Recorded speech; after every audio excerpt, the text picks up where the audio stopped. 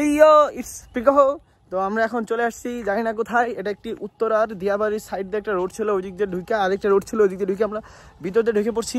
এখন জানি না আমরা কই আসছি। তো পাশে একটি সুন্দর বিল্ডিং দেখতে পারতেছি, তো বিল্ডিংটা কিসের তা জানি না, তো অনেক রোদ।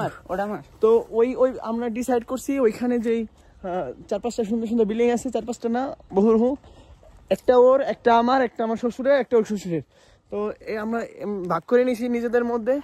তো আশা করি জায়গাটা সুন্দর হবে। তো পাশে খুব সুন্দর নদী, তো নদীর মধ্যে অনেক কিছু আছে সেটা বাদ। তো আমরা অচেনা জায়গায় যাচ্ছি, আসলে আমরা এই কখনো এর আগে আসি নাই বা যাই নাই।